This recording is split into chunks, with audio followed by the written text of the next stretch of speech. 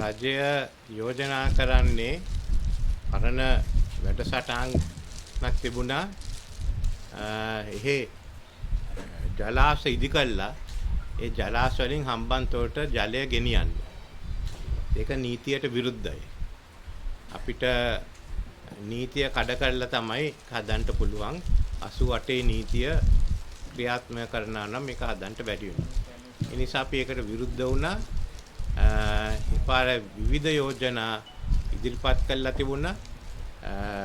එක පැත්තකින් තියෙන ප්‍රශ්නේ ගින්ගඟේ නිල්වලා ගඟේ තියෙන ජල ගැල්ම. ඒ නිසා විශේෂයෙන්ම සිංහරාජයේ අඩවියෙන් පිට ඇති කරන ජලාශ ගැනත් තව යෝජනා කැල්ලා තිබුණා බිංගකින් ජලය ගේන එක. ඒ යෝජනා ගැන සාකච්ඡා කරලා අපි එක කොන්දේසියක් දාලා තිබුණා. එන යෝජනාවක් පරිසර වාර්තාව ගන්න ඕනේ. බිංගයක් නම් ඇත්ත වශයෙන්ම ඒ බිංගේ සුරක්ෂිතභාවය ගැන වාර්තාවක් වුමනයි. කෙසේ හෝ මේ කරන කිසිම යෝජනාවක් සිංහරාජ වනාන්තරයට හානියක් වෙන්න බෑ කියලා. මොකද මේක පැරණි වනාන්තරයක්. ඒ වගේම රට මැද තියෙන්නේ මම හිතන්නේ මේ ප්‍රදේශ ගණනාවක් හොටන් ප්ලේන්ස් හොටන් තැන්නේ ඉඳන් මේ වෙනකන් සිරිපාදරිය මාර්ගයෙන් අපිට රටේ කාබන් සින්ක්ස් ඇති කරන්න තියෙනවා. ඒ නිසා මේවා කඩාකප්පල් කරන්න ගියොත් මේ සිංහරාජ අනේ ගස් කපන්න ගියොත් විශාල හානියක් ඇති වෙනවා. සමහරු කියනවා මෙතන අක්කර 5ක් කපලා තව තැනකින් අක්කර 5ක් ගම්මු කියලා නෑ. මෙතන තියෙන අවුරුදු 50ක 100ක 150ක ඒ මේ ගස් කොළන් වලින් ඇත්ත වශයෙන්ම කාබන් ඉද ගැනීමටත් කාබන් සිංකයක් කරන හැටි ක්‍රියා කරන එක මේ අලුතෙන් ඇති කරන අක්කර 10කින් 20කින් කරන්න බෑ. ඒක අපි සියලු දෙනාම දන්නවා. ඉතින් ඒක බොළඳ කතා. දැන් තියෙන්නේ අපිට විශේෂයෙන්ම පැරිස් ගිවිසුමානුව යනවා නම් අපිට මෙහෙම වනාන්තර කපන්න බෑ. අපිට තියෙන වනාන්තර වැඩි කරන්න. මේවා ගස් කපන කියන්නේ එක විශාල පාඩුවක්. මෙහෙම වනයක් ලේසියෙන් හම්බ වෙන්නේ නැහැ. tropical rain forest. ප්‍රශ්න තියෙනවා නම් ඉදිරියට කරන්න හැකියාව.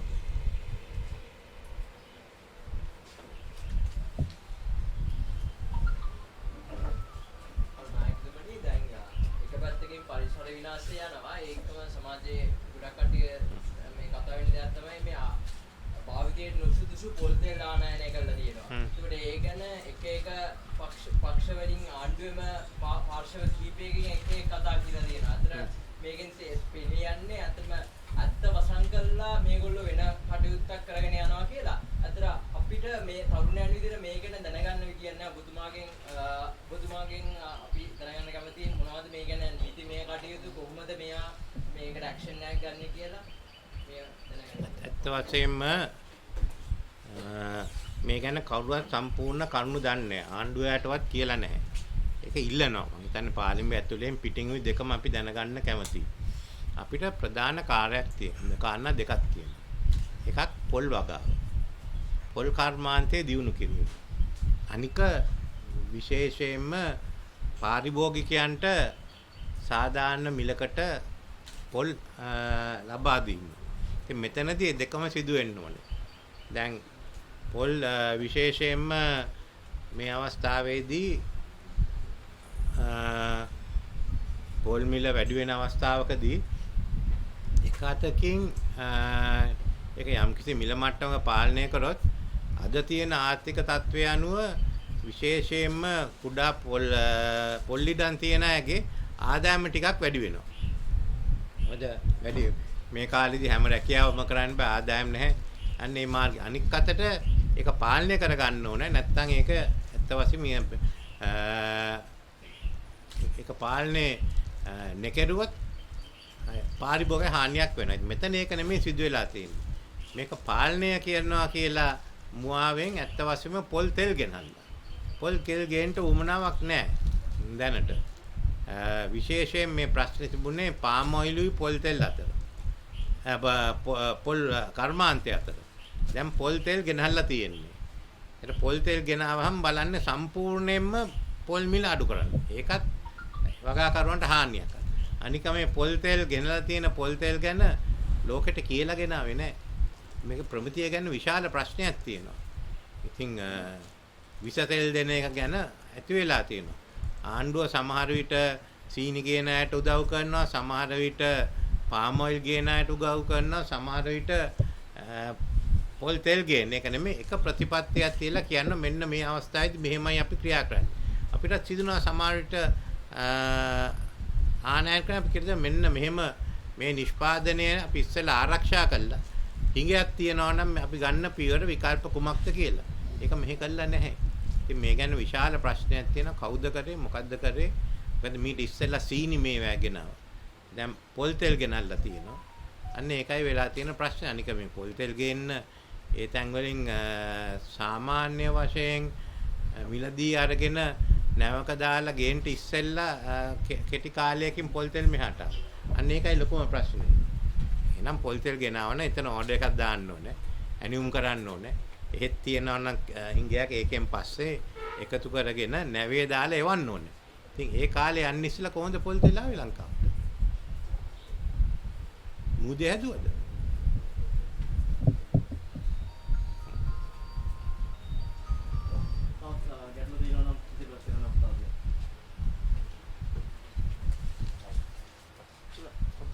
My good sir, as you always wanted, as you always focus into sustainable development during your entire period of entire it was always the world needs more of sustainable development.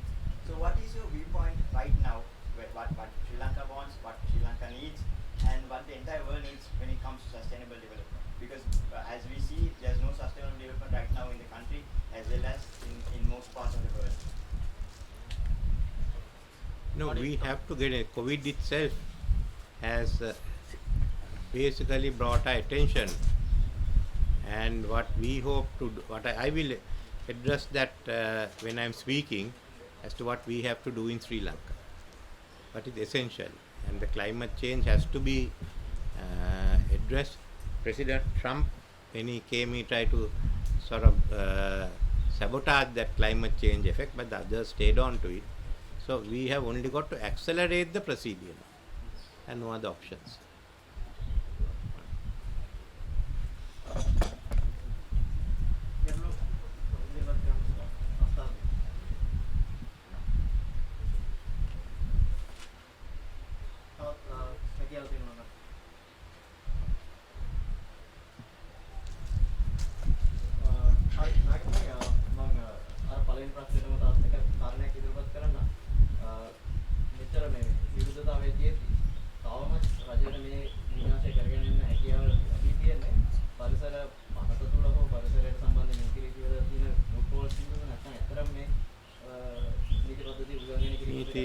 නීතිය අනුව සිංහරාජයේ කොලයක්වත් කඩන්න බෑ. මේ අනික් අවස්ථාවක් කරනවා වගේ නීතියෙන් පිට ක්‍රියා කරන්න හදන්නේ. මේ තව එක උදාහරණයක් ආණ්ඩුව නීතිය ආධිපත්‍ය ගරු කරන්නේත් නැහැ. නීතියෙන් පිට ක්‍රියා කරන්න හදන්නේ කියලා. ඒ නිසා තමයි අපි විශේෂයෙන්ම ඒ ගැන අවධානය යොමු කළා. ඒ පිළිබඳ මම හිතන්නේ දැන්ටත් ව්‍යාපාර ආරම්භ වෙලා තියෙනවා. ඊට වඩා විශාල උද්ඝෝෂණයක් රට ඇතුලේ ගෙනියන්න තියෙනවා මේක නවත්තන්න. ඒක මොම මේ නීතිය කඩන එකයි. ඒගොල්ලෝ පොඩි නීතියක් ඇදුවොත් කූඩුවට දානවා. මේකයි වෙන්නේ. එහෙම මොකද්ද වෙන්නේ? 4 දෙනෙක් මෝටර් බයිසිකලේ දාගෙන යන එකත් නීතිය කඩන එකක් නේ. ඒගොල්ලෝ 4 දෙනෙක් මෝටර් සයිකලේ දාගෙන ගියම මොකද්ද වෙන්නේ එතකොට? හා? පොලිසිය නවත්තනවා. ඊළඟට උසාවි දානවා. ටික වෙලාවක් කූඩුවෙත් දානවා. ඉතින් මේක බලන්නකො. මේ 4 දෙනෙක් දාගෙන යන එක නෙමෙයිනේ. කවුරුත් තාම පොලිසියට ගෙනින් තියෙනවද? උසාවි දාලා තියෙනවා. ඒගොල්ලේ නීතිය කියවන්නේ. So,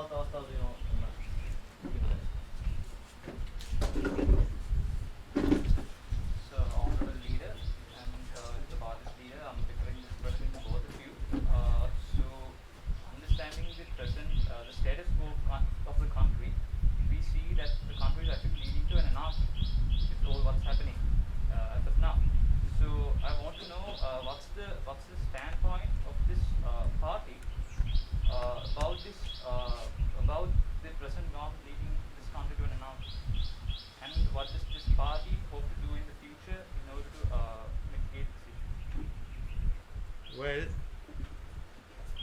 the country has given this government a mandate.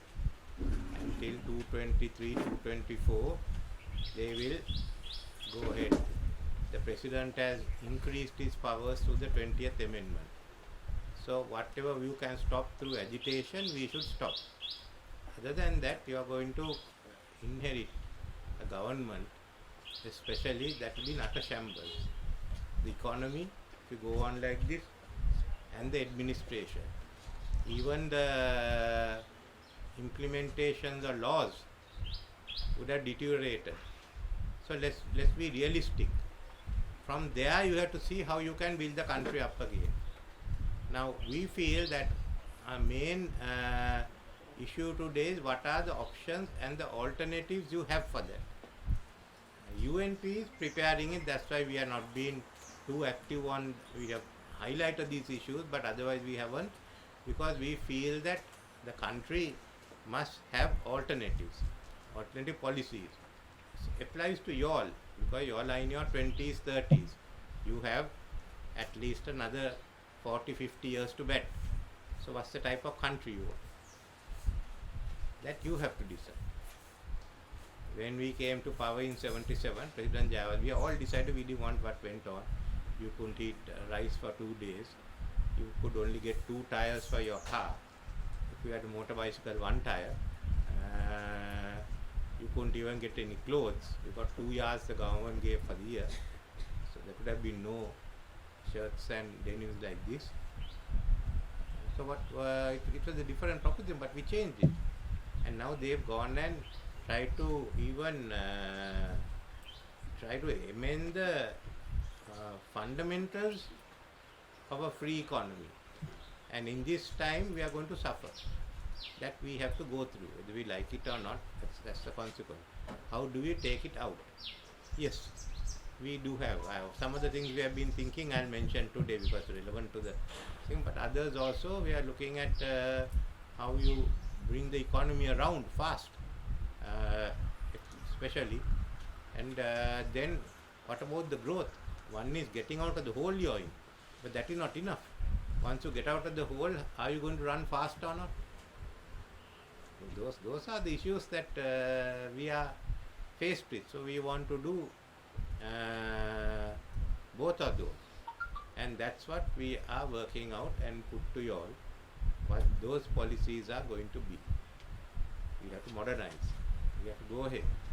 Okay, now they have tried. We brought the country to a certain level by 290. Economy was functioning. It was open. You had freedom. Now you tried, they opposed it, they came up with their own solutions. So now you are seeing the solutions. And decide where you want to go from it. You have to change the constitution.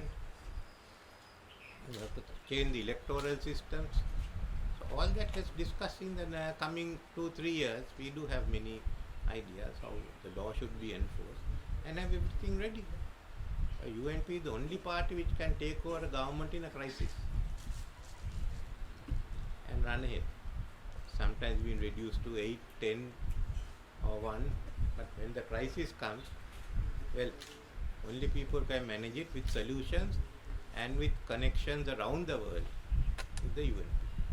So I think it's a good question and we have to talk this over the next, well, the situation will also keep developing, so we can't tell you what exactly it will be 1 year hence, but we keep those options open.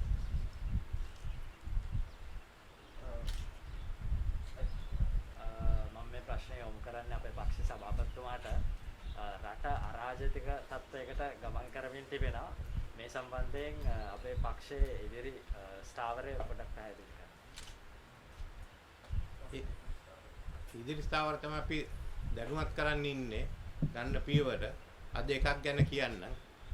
ඊළඟට ආර්ථිකය ගැන නීතිය සාමය කොහොමද රට නීතිය ඇති කරන්නේ? අද පරිපාලනය නැති වෙලා ඉතින් මේ හැම අංශයක් ගැනම අපි මම හිතන්නේ මේ අවුරුද්ද දෙකේදී අපිට කතා කරගන්න පුළුවන්.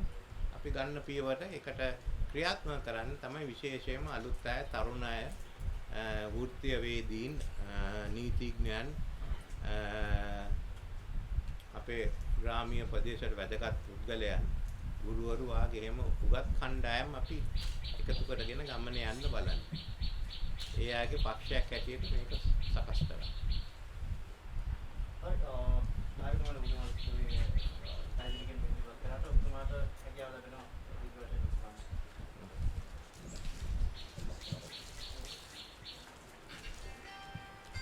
මිත්‍රවරුනි, අද මෙතෙන්ට පැමිණිලා ඔබේ ප්‍රශ්න වලට පිළිතුරු දෙන්න අවස්ථාව ලැබීම ගැන මම සන්තෝෂ වෙනවා. මොකද දැන් මේ කතා කරන මේ අයිතිය තියනවා දැනගන්න. ඒ ඔබේ අනාගතය. අපිට වඩා අවුරුදු 50ක් 60ක් ජීවත් වෙන්න ඇගේ අනාගතය. කොහොම ලෝකයකද අපි ඉන්නේ? 20 50 වෙනකොටත් මේගොල්ලේ තරුණභාවය ටිකක් නැති වෙනවා විතරයි. වෙන මොකුත් වෙන්නේ නැහැ. ජීවිතේ මොකද්ද කියලා අපි දැනගන්න ඕන. දරුවන් ඉදී, දරුවන්ගේ දරුවන් ඉදී මේ ප්‍රශ්න ගණනාවක් තිබෙනවා. ඉතින් මේවා අපෙන් දැනගත් එකට දැන් මෙතෙන්ට පැමිණීම ගැන මම ස්තුති කරනවා. අපි විටින් විට මුණ ගැහිලා මේවා සාකච්ඡා කරමු. ඒත් ඔබේ අනාගතයට අදාළ එක කාරණයක් තියෙනවා. ඒක දැන් බලපාන එකක්. ඒකෙන් ඔබේ අනාගතයක් තීරණය වෙයි. ඒ වගේම අනාගත පියවර කුමක්ද කියලා අපි සාකච්ඡා කරලා තියෙනවා. ඒ තමයි විශේෂයෙන්ම පරිසරයට වගේම සිංහරාජය. අපි පරිසරයට හිතකාමියව හිටියේ. ඒත් අපි ශීඝ්‍රයෙන් හැම වෙලෙම ක්‍රියා කරේ නැහැ. COVID-19න් පස්සේ අපිට වැටහිලා ලෝක හැම එකම වැටලා තියෙනවා ශීඝ්‍රයෙන් ක්‍රියා කර යුතුයි කියලා. තියෙන පරිසරය ආරක්ෂා කරන්නටත් ඕනේ. ඒ වගේම ඒවා සඳහා ගත යුතු අලුත් පියවර නීති පද්ධති සියල්ලමත් ශීඝ්‍රයෙන් ක්‍රියා කර යුතුයි කියලා. දැන් ඉස්සෙල්ලම තියෙන්නේ අපිට තියෙන සම්පත් ටික ආරක්ෂා කරන්න. ඇත්ත වශයෙන්ම සිංහරාජ කියන්නේ අපේ ජාතික උරුමයක්. විජය රජුගේ කාලේ ඉඳන් අද වෙනකන් සිංහරාජයේ වනාන්තරයක් හැටියට ආරක්ෂා වෙලා තියෙනවා. වෙනත් තැන්වල අපිට කියන්න පුළුවන් රජ රට ඒ කාලේ වනාන්තරය කැපුවා, පස්සේ වනාන්තරය ආවා. මේ ප්‍රදේශයේ තියෙන වනාන්තර කපලා තමයි අපි දැන් ජීවත් වෙන්නේ. උඩ රට වනාන්තර කපලා තමයි තේ වතු තියෙන්නේ. ඒ සිංහරාජයේ හැමදාම වනාන්තරයක් හැටියට තිබුණා. අන්න ඒක විශේෂයෙන්ම වැදගත් කාරණයක්. ලෝකෙත් වැදගත් කාරණයක්. මේකට ලෝකෙ හැමතැනම කියන්නේ tropical rainforest. මේවා ස්වල්පයි තියෙන. අපි දන්නවා දැන් ඇමසන් නිම්නේ සිදුවෙන හානිය. අන්න ඒ නිසා අපිත් බලන්න ඕනේ මේ විශේෂයෙන්ම සිංහරාජය ආරක්ෂා කර ගන්නට. සුද්දන්ගේ කාලේ සිංහරාජයට කිව්වේ සිංහරාජ මූකලාන කියලා. මූකලාන. ඒ සිංහරාජයේ ගස් කපන එකෙන් ආරක්ෂා කරන්නට තමයි 78 දී ඒ ජයවර්ධන ආණ්ඩුවෙන් සිංහරාජයත් මේවැ අනික් ජාතික උද්‍යාන හැටියට වෙන් කරලා තිබුණේ. ඒත් අපි ඇත්ත වශයෙන්ම එතනින් සීමා වුණේ නැහැ. මේකේ වැදගත්කම නිසා 1988 විශේෂයෙන්ම අපි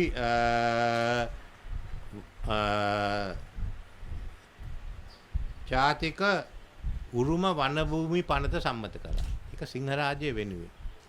ඒ අනුව ගස් කපන්නත් බෑ, කොළ කඩන්නත් බෑ. බිමට වැටුනොත් කොළේ එකතු කරගෙන යන්න පුළුවන්. වෙන මේකක් කරන්ට බැරි වෙලා තියෙන්නේ. කොළේ ඒ නිසා විශේෂයෙන්ම සිංහරාජ ආරක්ෂා කරන්නට ඒ පියවර ගත්තා. දැන් සිංහරාජය වනසන්ට යනවා. ඒ නිසා අපේ පරිසරවේදීන් මේකට එකතු වෙලා තියෙනවා. ජනතාව පක්ෂ ભેදයෙන්, ಜಾති ભેදයෙන්, ආගම් ભેදයෙන් තොරව කියන්නේ සිංහරාජය ආරක්ෂා කරන්න කියලා. පක්ෂයක් හැටියට අපිත් එතෙන්ට ඇවිල්ලා තියෙන්නේ පළවෙනිවම මේ නීතිය සම්මත කරගත්තේ ජයාජයවද මහතුමාගේ ආණ්ඩුව යටතේ. එහෙනම් අපේ යුතුයකමක් තියෙනවා මේකට පුළුවන් සහයෝගය දෙන්න. ඇයි මං මෙතෙන්ට එන්නේ? 1988 පනත සම්මත කරපු කැබිනට් මණ්ඩලයෙන් ජීවිතය අද ජීවිතයන් අතර ඉන්න එක පුද්ගලයෙක් මම. මම හිතන්නේ අපේ දාරත්න මහතුමා තව එක්කෙනෙක්. ඒත් අපි තමයි අද මෙතන ඉන්න ජීවතුන් අතර ඉන්නේ අපි. ඉතින් අපිත් හිතන්නේ අපිට මේක ආරක්ෂා කිරීමේ විශේෂ යුතුයකමක් තිබෙනවා කියලා. එතෙන්ට සහභාගී වෙලා එක්සත් ජාතික පක්ෂය කියන්නේ මේක දේශපාලනීකරණය කියලා. මම හිතන්නේ මේක එක්සත් ජාතික පක්ෂවත් වෙන එක පක්ෂවත් අරන් දුවන්න හොඳයි කියලා මේක තමන්ගේ කාරණේ හැටියට. මේකේ මූලික වැඩ කටයුතු කරන්න අවස්ථාව තියෙන්නේ ඉදිරියට එන්නත් ඕනේ මේ රටේ ජනතාව. අපි නෙමෙයි. අපිට පුළුවන් විදියට අපේ සහයෝගය දෙන්න. අපි දැන් පුළුවන් කරුණු හෙලි කරන්න. මෙන්න මේ සාකච්ඡාවලදී අපි ඒක කළා තියෙනවා. අපි තීරණය කළා තියෙනවා නඩු දාන්න, උසාවියට යන්න. ඒ වගේම එක්සත් ජාතීන්ගේ සංවිධානත් අනික්වට දැනුම් දෙන්න. අන්න එහෙම අපිට කරන්න පුළුවන් වැඩසටහනක් අපි කරනවා. දන්න අනික් ජාත්‍යන්තර කණ්ඩායම් වලට දැනුම් දෙන්න එහෙම. ඒවා අපේ පක්ෂයෙන් කරගෙන යනවා. ඒවා කරගෙන යන්නේ මේකට සහයෝගය දෙන්නයි අපිට මේක නවත්තන්න ඕන නිසා. ඒ තාම මේ ප්‍රධාන යුතුයකම තියෙන්නේ අපේ තියෙන පරිසරවේදීන් එයා ඒක දේශපාලනෙන් තොරව ගෙනියන එකත් හොඳයි කියලා තමයි මම විශේෂයෙන්ම සඳහන් කරන්න කැමතියි. ඉතින් ඒ පමණ නෙමෙයි. අපි දැන් මට ආව ප්‍රශ්නයක් විශේෂයෙන්ම මේ අවස්ථාවේ අපි මේකෙන් සාර්ථක වුණාම ඊළඟ පියවර කුමක්ද රට දියුණු කරන්න ශීඝ්‍ර පියවර ගන්න තියෙන. ගොඩ වැටුනේ ආර්ථිකයේ ඉදිරියට ගොඩ ගන්නත් තියෙන කඩා වැටුනේ ආර්ථිකයේ ගොඩ ගන්නත් ඊට පස්සේ වේගයෙන් ඉදිරියට යන්න. දැන් ඒ කරන අවස්ථාවවලදී අපි කොහොම ආර්ථිකයක්ද හදන්නේ? එක්සත් ජාතික පක්ෂයේ අදහස කැප වෙලා ඉන්නේ හරිත ආර්ථිකයක් හදන්න. වේගයෙන් යන්න ඕනේ. ඒත් හරිත ආර්ථිකයක් හැටියට තමයි අපි ඉදිරියට යන්න ඕනේ. එහෙනම් හරිත ආර්ථිකයක් හදන්න නම් ඒ පිළිබඳ නීති පද්ධතියක් අලුතෙන් සකස් කරන්න තියෙනවා. අන්න ඒ පද්ධතිය දිහා තමයි මම හිතන්නේ රටේ අවධානය අද යොමු වෙන්න තියෙන්නේ. ඉතින් විශේෂයෙන්ම වන නීති ගැන අපේ ආඥා පනත පැරණි එකක් හොඳයි. දැනට වැඩ කටයුතු සිදු වෙලා තියෙනවා. පළවෙනි එක අලුත් වන නීතියක් අපි ඉදිරිපත් වන ආරක්ෂා නීතියක්. ඒකට හොඳ උදාහරණයක් තමයි ස්විට්සර්ලන්තයේ වනාන්තර නීතිය පාර්ලිමේන්තුවෙන් 1991 සම්මත කරා අංක 4 දරන පනතෙන් ඇත්ත වශයෙන්ම සකස් කරායින් පස්සේ ක්‍රියා කරායින් පස්සේ ස්විට්සර්ලන්තයේ වනාන්තර ප්‍රමාණය අක්කර ප්‍රමාණය හෙක්ටයාර් ප්‍රමාණය වැඩි වෙලා තියෙනවා. ඊළඟට තියෙනවා ඉන්දියාවේ බැංගලෝරවලදී ඒ ප්‍රාන්තය කාරණක ප්‍රාන්තය සම්මත කරා ගස්කොළන් ආරක්ෂා කිරීමේ නීතිය. ඒ වගේම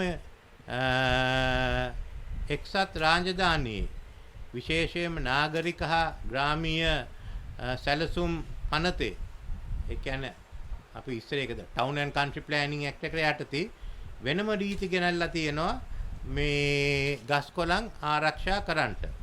ඒ වගේම ඕස්ට්‍රේලියාවේ ප්‍රාන්ත ගණනාවක වනාන්තර ගස්කොළන් ආරක්ෂා කරන්නට නීති ගෙනත් තිබෙනවා. ඉතින් අපි ඒ අංශය දිහා බලන්න ඕන වනාන්තර ආරක්ෂා කරන්න. දෙවනුව තියෙන්නේ අපේ අවධානය යොමු වෙන ගංගා වලට, ඇලදොලවල් වලට. ඒවා ආරක්ෂා වෙන්නේ නැත්නම් ජලය නැහැ. එහෙනම් අපි විශේෂයෙන්ම අපේ මේ රටේ ගංගාවන් හා ඇලදොල ආරක්ෂා කරන්නට වෙනම ජාතික ප්‍රතිපත්තියක් ඉදිරිපත් කරන්න ඕනේ. ඒකේ විශේෂ අවධානය දෙන්න ඕන කඳුකරේ ආරම්භ වෙන ගංගා. මොකද කඳුකරේව වැඩියක් ආරක්ෂා කරන්නේ නැති. ඒකට සිංහරාජත් ඇතුල් ආරම්භ වෙන ගංගා. ඒවා ආරක්ෂා කරන්නට අපි විශේෂ අවධානයක් යොමු කරන්නට පුළුවන්. ඒ නිසා මම බලන්නේ එහෙම නීති තියනවා ලෝකේ. හොඳ උදාහරණයක් කියලා සමහරු කියන්නේ ජපානයේ ගංගා නීතිය. ඊළඟට පරිසරය ආරක්ෂා කිරීමට නීති වුණා. conservation laws. එයා ගණනාවක් තියෙන එක සුදුසු සකස් කර ගන්න ඕනේ. එක්සත් ජාතික පක්ෂයේ ගිය ඡන්දෙදි යෝජනා කරා ඇත්ත වශයෙන්ම කුඩා වනාන්තර වැඩසටහන. මිනි ෆොරස්ට් ප්‍රෝග්‍රෑම්. අක්කර භාගයේ ඉඳන් අක්කර 25 වෙනකන් වනාන්තර ඇති කරනවා නම් ඒකට ආණ්ඩුවෙන් මුදල් සහනාධාර දීලා ඉදිරියට ගෙනියනවා කියලා. තමන්ට ඕන වෙලාවක කණ්ඩායමක් ඇටියට තමන්ගේ ඉඩමක නැත්නම් ආණ්ඩුවෙන් ලබා ගන්න පුළුවන් කරලා ඒ වනාන්තය ඉදිරියට ගෙනියන්න ඕනේ. අක්කර භාගයක් හරි කමන්නේ මොකද එතන හැම එකෙම කාබන් ලබා ගන්නට තිබෙන අවස්ථා. ප්‍රධාන එකක් තියෙන්නේ විශේෂයෙන්ම පැරිස් ගිවිසුම නීතිගත කරන්න. අපි ඒක නීතිගත කරන්න ඕනේ. දේශගුණයේ විපර්යාසය පිළිබඳ පනත් දැන් එක්සත් රාජධානියේ Climate Change Act ඒක මම හිතන්නේ වැදගත්. ඒ වගේම ඕස්ට්‍රේලියා වික්ටෝරියා ප්‍රාන්තයේ තියෙනවා Climate Change Act කියලා. ඉතාලියේ තියෙනවා වැදගත් නීතියක්. ඒක මම කියවන්නම්. 2015 number 221 provisions relating to environment to promote the green economy and to restrict excessive use of natural resources. හරිත ආර්ථිකය ප්‍රවර්ධනය කිරීම සඳහා මේ පරිසරය ආරක්ෂා කිරීම සඳහා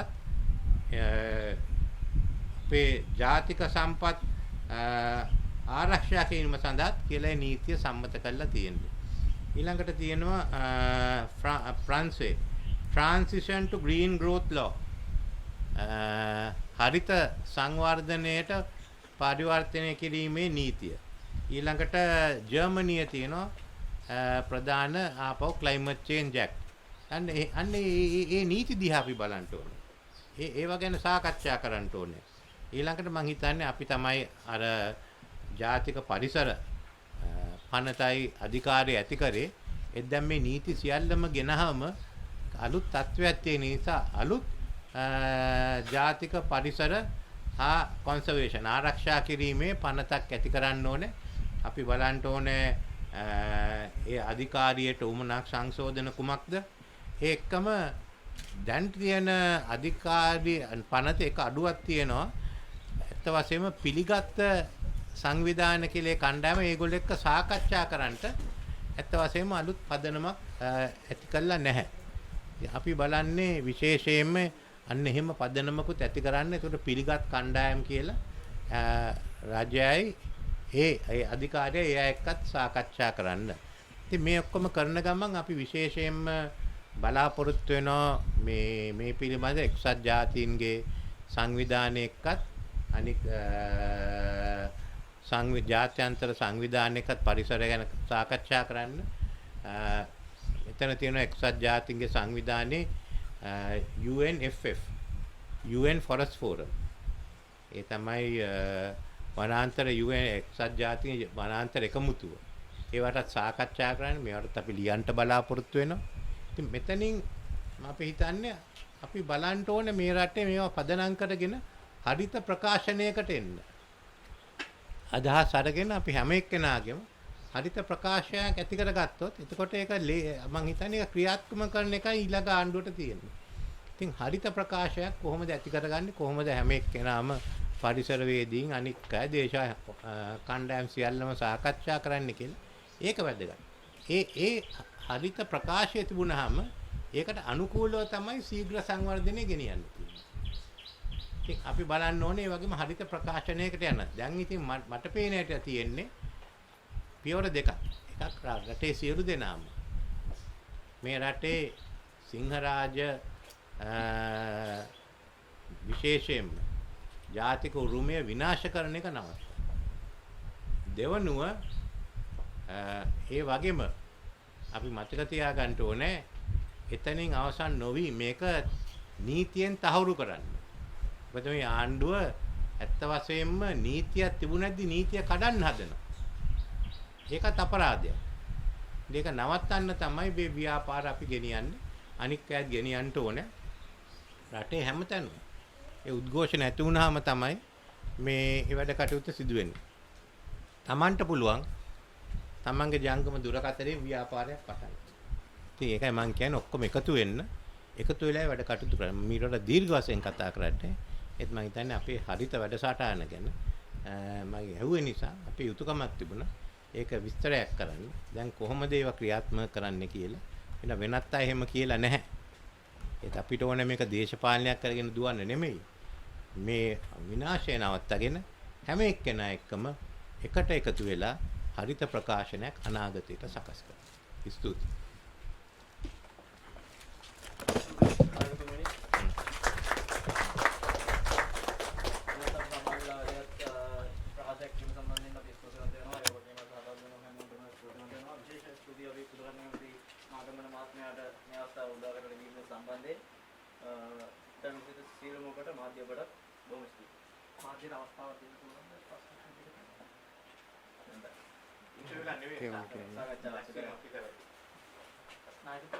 පාස්කු ප්‍රහාරය සිදුව වසද ඒ සම්බන්ධ දස්සිදත් කරන්න පුළුවන්ද?